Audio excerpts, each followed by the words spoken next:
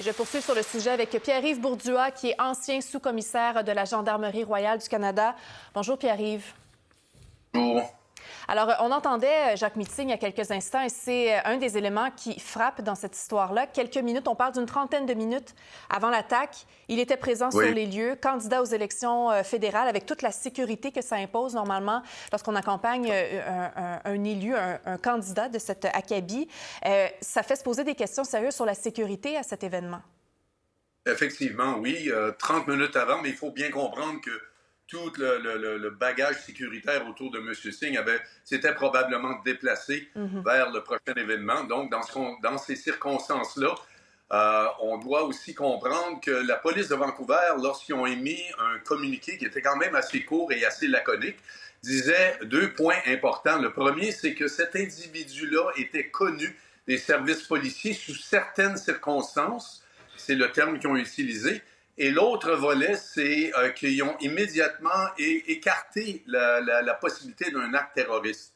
Donc, il est certain que la police de Vancouver possède déjà une piste pour son enquête, puisque l'individu était connu des services policiers. La question que tout le monde se pose, c'est évidemment quel peut être potentiellement le motif pour qu'un individu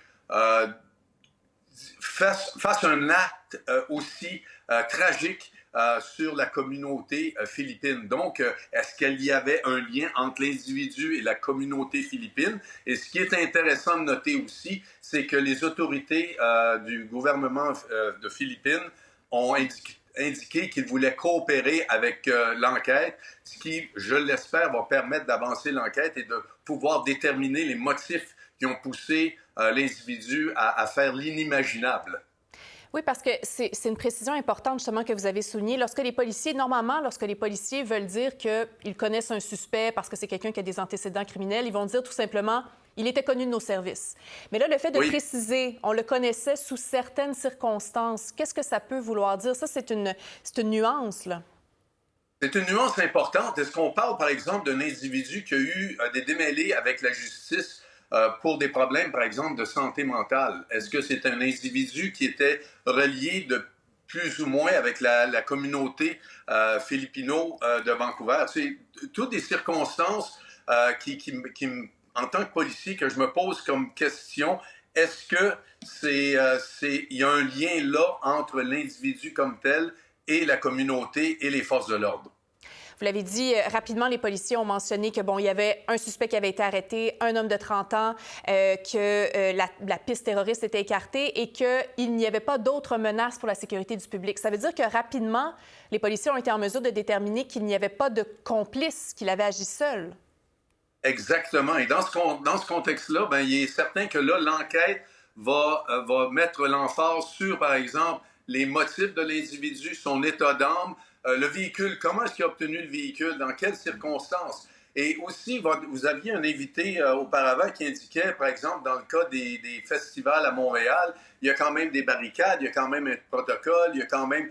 est-ce que c'était le cas, par exemple, à Vancouver, alors que ce que j'ai cru comprendre, selon les rapports, c'est que c'était la fin du festival en question, les barricades étaient en place, mais là, on laissait rentrer les véhicules pour justement, on le voit dans les images, pour permettre aux véhicules de, ni plus ni moins, vider ou prendre possession de certains items qui étaient sur le site du festival. Est-ce qu'il y avait, par exemple, accréditation? Donc, c'est dans toutes ces circonstances-là, parce qu'on parle d'une population d'environ 130 000 Philippinos qui demeurent à Vancouver. Donc, c'est une population importante et selon les rapports, il y avait quand même beaucoup de ces gens-là qui assistaient au festival. Donc, c'est toutes des questions que la police devra répondre le plus rapidement possible. La police de Vancouver qui a aussi mentionné le fait que ce sont des gens qui étaient présents, qui ont maîtrisé le suspect, qui ont maîtrisé le chauffeur du véhicule et que ces personnes-là ont par la suite appelé les policiers pour qu'ils viennent procéder à l'arrestation finalement. Est-ce que pour vous, ça signifie qu'il n'y avait pas de policiers présents sur place? Ça semble indiquer que c'était effectivement les circonstances puisque, comme vous l'avez indiqué, c'est des individus qui étaient là sur place qui ont réagi et qui ont effectué l'arrestation initiale. Donc, la police de Vancouver devra évidemment répondre à ce type de questions qui est très valable dans les circonstances. Considérant ce qui s'est passé hier, on en parlait au tout début, le fait que Jacques Meeting était présent sur les lieux une trentaine de minutes avant l'attaque ou avant l'accident.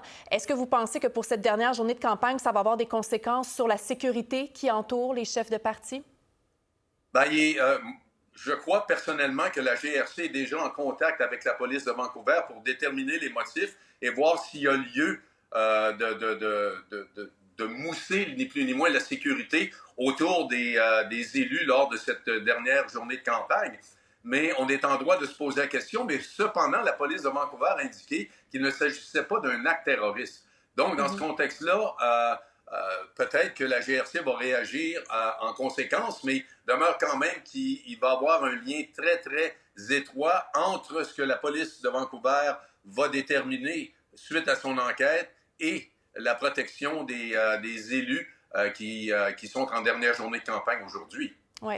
Une chose qui est sûre, Pierre-Yves, un véhicule comme ça qui frappe dans une foule, des familles, des gens qui étaient là pour célébrer, 9 morts, beaucoup de blessés également. On peut s'attendre à ce que c'était certainement une scène très difficile pour les premiers répondants.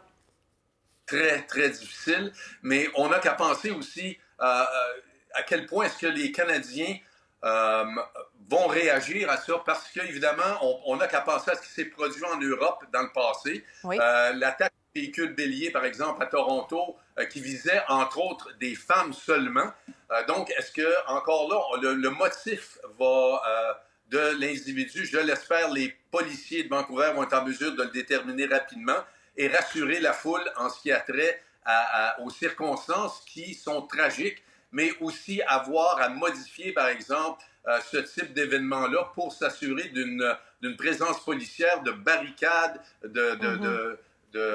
d'accréditation suffisante. D'accréditation pour les gens qui rentrent et qui sortent du site. Oui. Pierre-Yves Bourdouat, ancien sous-commissaire de la GRC, merci beaucoup pour votre temps ce matin. Ça m'a fait plaisir. Bonne fin de journée. Au revoir.